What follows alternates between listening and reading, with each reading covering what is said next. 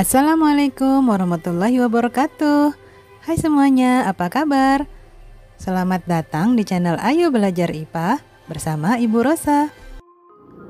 Cobalah untuk menahan nafas selama 15 detik. Bagaimana rasanya? Tentu kamu akan merasa sesak dan ingin segera mengambil nafas, bukan? Hal ini menunjukkan bahwa manusia tidak dapat hidup tanpa udara, khususnya oksigen.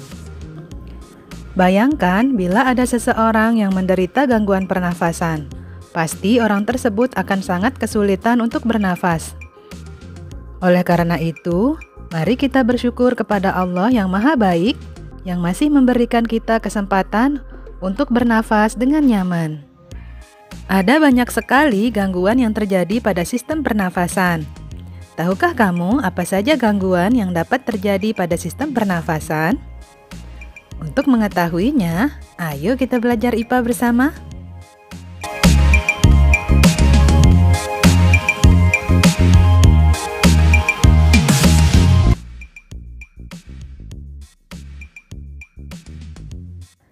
Gangguan pada sistem pernafasan umumnya dibagi menjadi dua, yaitu infeksi saluran pernafasan atas atau infeksi saluran pernapasan akut yang biasa disingkat dengan ISPA, dan infeksi saluran pernapasan bawah.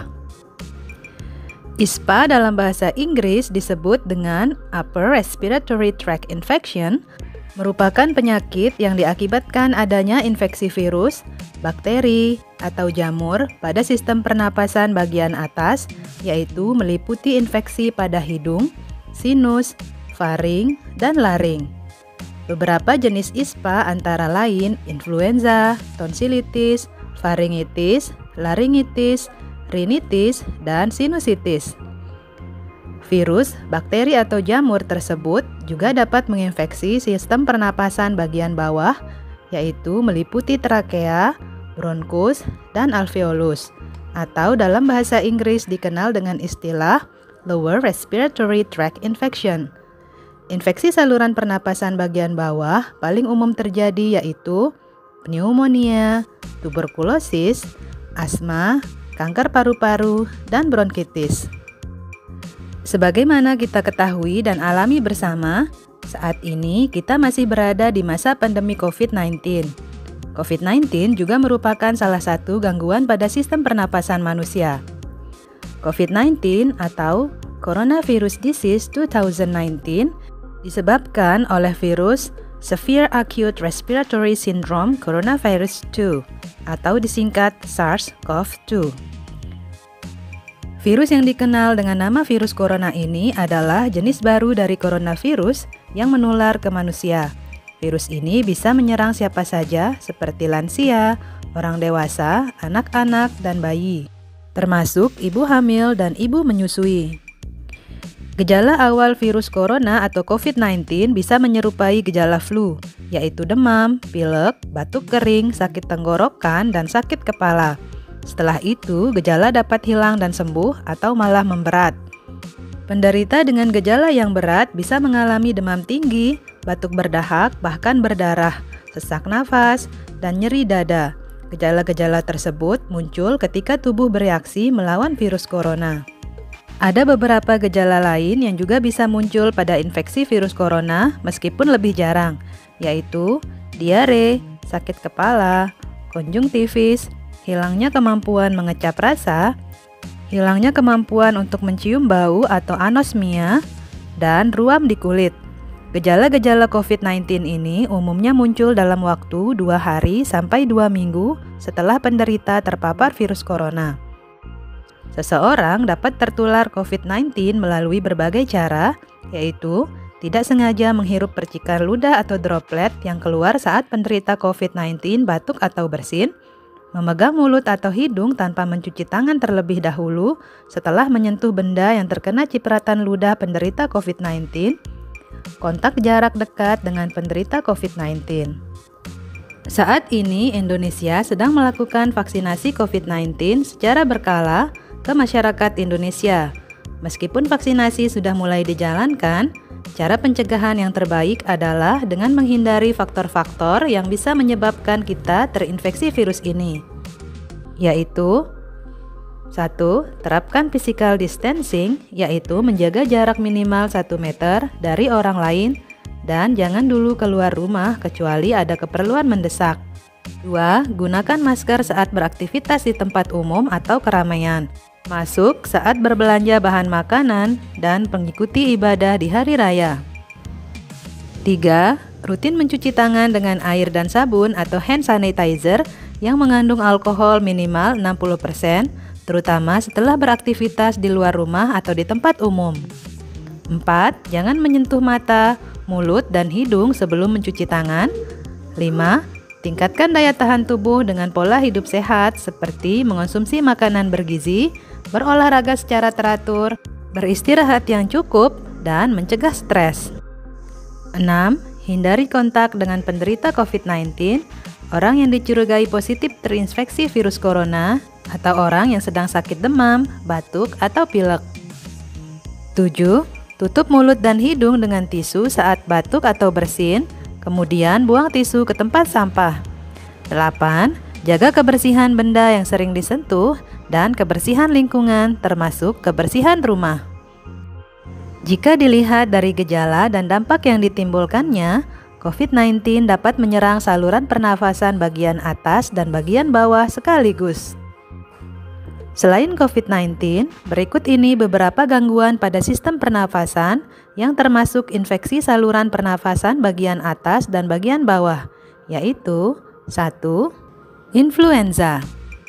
Influenza merupakan penyakit yang disebabkan oleh infeksi virus influenza.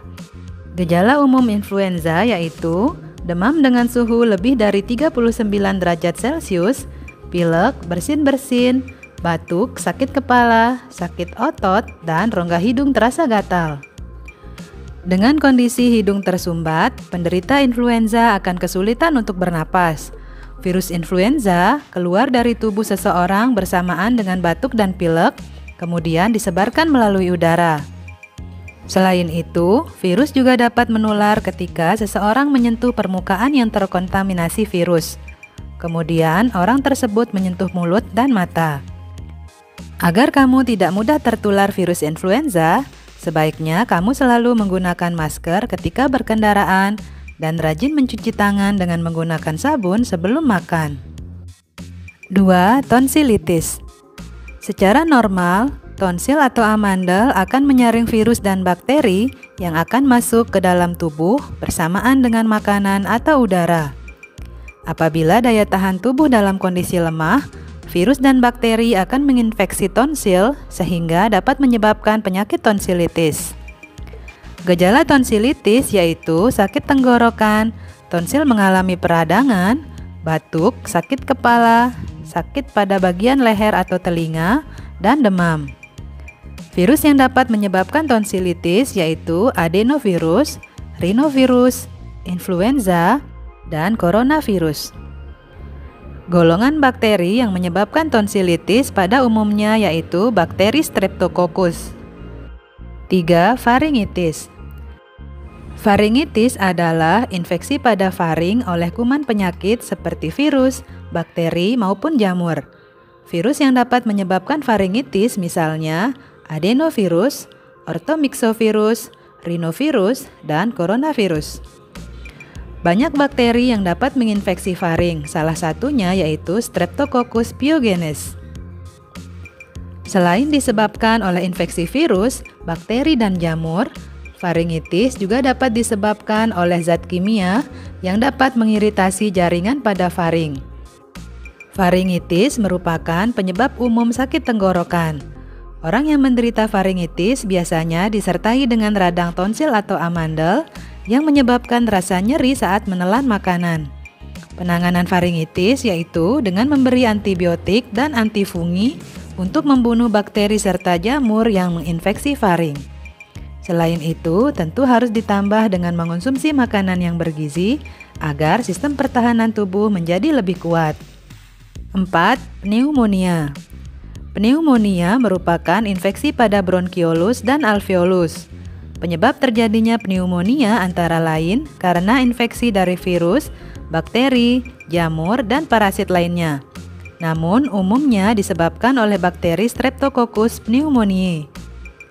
Pada paru-paru penderita pneumonia, terdapat cairan yang kental. Cairan tersebut dapat mengganggu pertukaran gas pada paru-paru yang menyebabkan oksigen yang diserap oleh darah menjadi kurang. Gejala dari penyakit pneumonia yaitu demam, batuk berdahak, tidak enak badan, sakit pada bagian dada, dan terkadang mengalami kesulitan bernafas. Penyakit pneumonia dapat ditularkan melalui udara ketika penderita pneumonia batuk atau bersin. Oleh karena itu, ketika kamu pergi ke rumah sakit untuk menjenguk teman atau saudara yang dirawat di rumah sakit, sebaiknya kamu menggunakan masker. Penanganan pneumonia dapat dilakukan dengan memberikan antibiotik, obat pembuat saluran nafas menjadi lebar atau bronchodilator, terapi oksigen, dan penyedotan cairan dalam paru-paru. 5. Tuberkulosis atau TBC. Penyakit TBC disebabkan oleh infeksi bakteri Mycobacterium tuberculosis. Selain menginfeksi paru-paru, bakteri ini juga dapat menginfeksi bagian lain dari tubuh.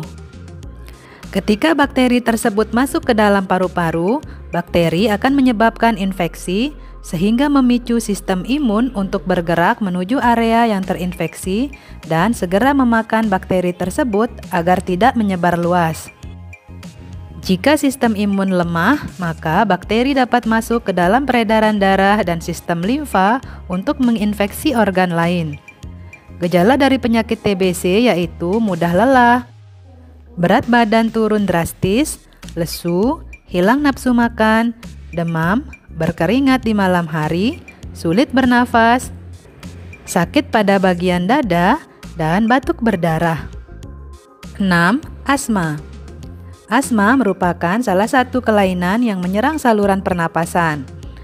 Asma dapat disebabkan oleh faktor lingkungan. Faktor lingkungan yang dapat menyebabkan asma diantaranya masuknya zat pemicu alergi atau alergen ke dalam tubuh, seperti asap rokok, debu, bulu hewan peliharaan, dan lain-lain. Masuknya alergen akan memicu tubuh untuk menghasilkan senyawa kimia seperti prostaglandin dan histamin. Senyawa kimia tersebutlah yang dapat memicu penyempitan saluran pernapasan. Penyempitan yang terjadi pada saluran pernafasan menyebabkan penderita kesulitan untuk menghirup cukup oksigen. Penderita asma akan mengalami batuk, napas berbunyi, napas pendek, dan sesak napas. Oleh karena itu, penderita asma harus berhati-hati dan menghindari keadaan atau benda-benda yang dapat memicu asma. 7. Kanker paru-paru. Kanker paru-paru terjadi karena pertumbuhan sel-sel yang tidak terkendali pada jaringan dalam paru-paru. Jika sel-sel tersebut tidak segera ditangani, dapat menyebar ke seluruh paru-paru, bahkan jaringan di sekitar paru-paru. Gejala orang yang menderita kanker paru-paru yaitu batuk disertai darah, berat badan berkurang drastis, napas menjadi pendek, dan sakit pada bagian dada. Sekitar 85% kasus kanker paru-paru disebabkan oleh merokok dalam jangka waktu yang lama. Sedangkan 10-15% kasus terjadi pada orang yang tidak pernah merokok. Kanker paru-paru pada orang yang tidak merokok dapat diakibatkan karena kombinasi faktor keturunan dan faktor lingkungan. Misalnya, menghirup debu asbes dan udara yang terpolusi, termasuk akibat menjadi perokok pasif. Perokok pasif merupakan seseorang yang menghirup asap rokok dari orang yang sedang merokok atau orang yang terpapar asap rokok dari asap yang dikeluarkan perokok aktif. Perokok pasif memiliki resiko lebih tinggi dibandingkan perokok aktif. Bahkan bahaya yang harus ditanggung perokok pasif 3-5 kali lipat dari bahaya perokok aktif. Hal ini dikarenakan seseorang yang merokok hanya sebagian kecil saja asap yang masuk ke dalam paru-parunya. Sementara asap sisanya yang dihembuskan terbang ke udara dan bisa secara langsung terhirup oleh orang lain selaku perokok pasif. Sekian dulu video pembelajaran kita kali ini. Selamat beraktivitas ya. Dan jangan lupa untuk tetap mematuhi protokol kesehatan dengan melaksanakan 5M. 1. Mencuci tangan dengan sabun di air yang mengalir. 2. Menggunakan masker. 3. Menjaga jarak. 4. Menghindari kerumunan. Yang kelima, membatasi mobilisasi dan interaksi. Sampai jumpa lagi. Wassalamualaikum warahmatullahi wabarakatuh.